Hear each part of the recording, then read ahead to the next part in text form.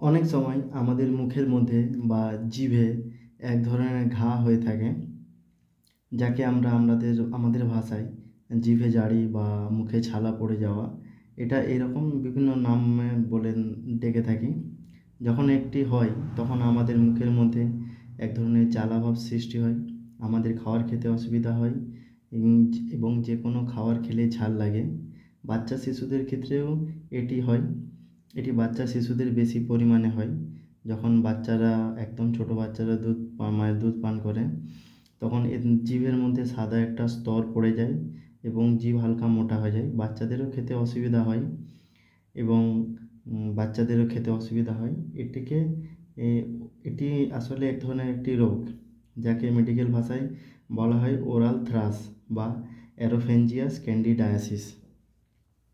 অনেক ক্ষেত্রে মায়েরা কী করেন, বাচ্চার মায়েরা, যে বাচ্চার মুখে যেহেতু এরকম একটা সাদা স্তর পড়েছে ভেবে কাপড় দিয়ে হালকা জল দিয়ে জিভটা পুঁছিয়ে দেয়।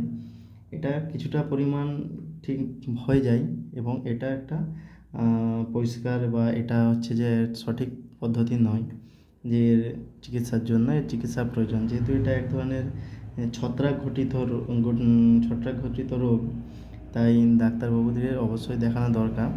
দেখিয়ে বিভিন্ন রকম ট্রিটমেন্ট আছে, ট্রিটমেন্ট করানোর দরকার। আমি আপনাদেরকে এ সম্বন্ধে বলবো, এ সম্বন্ধে একটা বেসিক আইডিয়া দেব, যাতে আপনারা জানতে পারেন যে এটিকে বলা হয় ওরাল থ্রাশ। ঠিক আছে, আমি আমার YouTube channel life Pharma YouTube channel থেকে বলছি। আমার ইউটিউব চ্যানেলকে আপনারা সাবস্ক্রাইব করে আমাকে সাপোর্ট করুন। আমি আমার এই চ্যানেলে বিভিন্ন রোগ সম্পর্কে সঠিক তথ্য আপনাদের দিয়ে থাকি। প্রথমে আমরা আজকে জানব যে ওরাল থ্রাশ বা অ্যারোফেঞ্জিয়াল ক্যান্ডিডায়াসিস কী। ওরাল থ্রাশ বা অ্যারোফেঞ্জিয়াল ক্যান্ডিডায়াসিস একটি মেডিকেল কন্ডিশন যেখানে আমাদের মুখের আস্তরণের মধ্যে বা জিভে ক্যান্ডিডা অ্যালবিক্যান্স নামক এক ধরনের ছত্রাকের সংক্রমণের অতিরিক্ত বৃদ্ধি হয় এবং এই সংক্রমণ অতিরিক্ত বৃদ্ধি পায় এবং আমাদের জিভে বা মুখের মধ্যে হালকা সাদা ক্রিম রঙের ক্ষত সৃষ্টি করে এবং এই ক্ষতটি জ্বালাভাব সৃষ্টি করে। তাকে আমরা ওরাল থ্রাশ বলে থাকি। এটি হওয়ার কারণ কি, আমরা জানবো এটি হওয়ার কারণ কি আছে। এটি হওয়ার তেমন কোনো নির্দিষ্ট কারণ নেই, বিভিন্ন কারণে এটি হয়ে থাকে। বেশিরভাগ লোকেরই, আমাদের প্রত্যেকের প্রায় মুখের মধ্যে এই ক্যান্ডিডা অ্যালবিক্যান্স নামক ছত্রাকটি থাকে এবং যখন আমাদের শারীরিক দুর্বলতা বা আমাদের শরীরে ইমিউনিটি পাওয়ার কমে যায়, তখন এই ছত্রাকের বৃদ্ধি অনেকটা বেড়ে যায় আমাদের শারীরিক দুর্বলতার কারণে।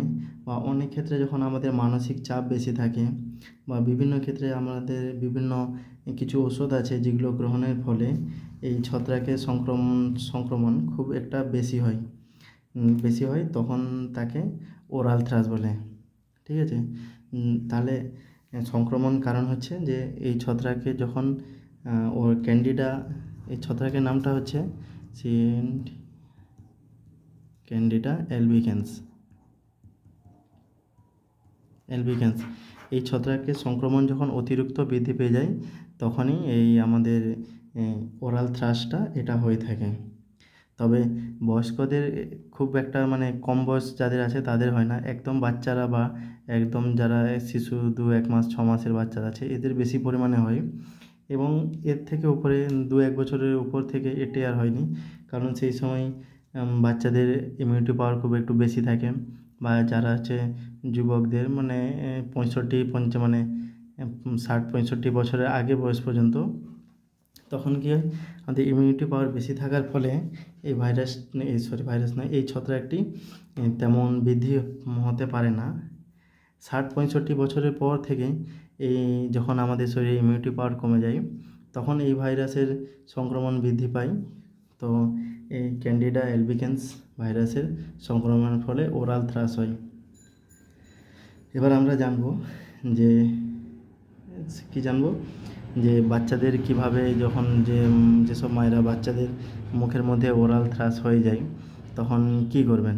অবশ্যই ডাক্তারবাবুকে দেখাবেন। তবে আমি আপনাদের বেসিক নলেজের জন্য বলে দিচ্ছি যে এটি ওরাল থ্রাশ তো বললাম আমি এর চিকিৎসার জন্য মার্কেটে কিছু ধরনের ঔষধ অ্যাভেলেবেল আছে।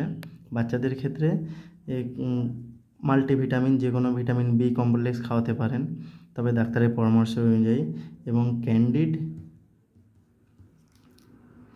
মাউথ পেইন বলে এক রকমের পেইন বলে এক রকমের লোশন পাওয়া যায়, বা ওরাজেসিক জেল বা ক্যানাকট 1% মাউথ জেল পাওয়া যায়, এবং বিভিন্ন অনেক রকমের জেল পাওয়া যায়, যেগুলো ডাক্তারবাবুকে বললে প্রেসক্রাইব করে দেবেন। বিনা প্রেসক্রিপশানে ওষুধ কিনে ব্যবহার করা মোটেই উচিত না। আমি আপনাদের জানানোর জন্যই বলছি।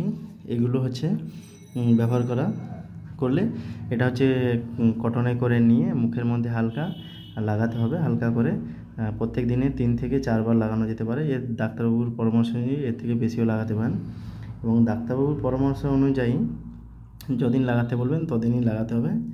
আর বাচ্চাদের ক্ষেত্রে, বড়দের ক্ষেত্রেও একই ব্যাপার, যেহেতু আমাদের ইমিউনিটি পাওয়ার কমে যাওয়ার ফলে, আবার অনেক ক্ষেত্রে এইটা ইমিউনিটি পাওয়ার কম হয়ে যাওয়ার ফলেও এটা হয়। তেমন হচ্ছে আমাদের শরীরে ভিটামিন বি বা বি কমপ্লেক্সের কম ঘাটতি থাকলেও এই ছত্রাকটি বেশি পরিমাণে বৃদ্ধি পেয়ে যায়। তো আমাদের ভিটামিন বি কমপ্লেক্স যাদের হচ্ছে বড়দের যখন এটা হবে, তখন ভিটামিন বি কমপ্লেক্স আমাদের নেওয়া উচিত। ভিটামিন বি কমপ্লেক্স নিয়ে, এবং আমাদের যে মানসিক চাপ থাকে সেটা দূর করতে হবে। কোথাও বেড়াতে যাওয়া বা কিছু মুভি দেখা, বা যার যেটা পছন্দ লাগে ভালো, সেটার মাধ্যমে যে আমাদের মানসিক চাপ কমাতে হবে। যেহেতু এটা এক ধরনের ছত্রাক ঘটিত রোগ, এটা অনেক ক্ষেত্রে কী হয় যে ছত্রাক ঘটিত রোগ, কিন্তু এটা ছোঁয়াচে টাইপেরও হয়ে ওঠে। ধরুন যেটা হচ্ছে নর্মালি হয় চুম্বনের মাধ্যমে অনেকের এর মুখ থেকে ওর মুখে ট্রান্সফার হয়ে যায়। এটা সংক্রমণ রোগ নয়, তবে এটা হচ্ছে থুতুর মাধ্যমে সংক্রমিত হতেই পারে। সংক্রামক ছত্রাক নয় এটা চুম্বনের মাধ্যমে সংক্রমণ অনেক ক্ষেত্রে হয়ে যায়। তো এর থেকে আমাদেরকে দূরে থাকতে হবে। এবং যখন বাচ্চাদের ক্ষেত্রে এটা তো হয়ে থাকে, বড় 65 বছরের উপরে যাদের আছে তাদেরও হয়। যখন এটা আমাদের কম বয়সের মধ্যে যুবকদের যখন হবে, তখন একটু আমাদের ক্ষেত্রে আমাদের ক্ষেত্রে অ্যাকচুয়ালি এটা হচ্ছে একটা হালকা বিপদ সংকেত দেয় যে আমাদের শরীরে ইমিউনিটি পাওয়ার কমে যাচ্ছে, যে একটা ছত্রাক আমাদের শরীরে ভালোভাবেই যে সংক্রমিত হচ্ছে, বা একটা ছত্রাক যখন সংক্রমণ করে যাচ্ছে আমাদের শরীরে, তো কোনো রকম ভাইরাস তো আমাদের শরীরে তাড়াতাড়ি সংক্রমণ করে যাবে। তাই আমাদেরকে সচেতন থাকতে হবে যাতে এই ভাইরাসটি যাতে সংক্রমণ না করতে পারে। এবং ভিডিওটা ভালো লাগলে আমাদের চ্যানেলকে সাবস্ক্রাইব করে নিন। আমরা আমাদের চ্যানেলে বিভিন্ন রোগ সম্পর্কে সচেতনমূলক ভিডিও আপলোড করি। আমাদের চ্যানেলকে সাবস্ক্রাইব করে আমাদের সাপোর্ট করুন।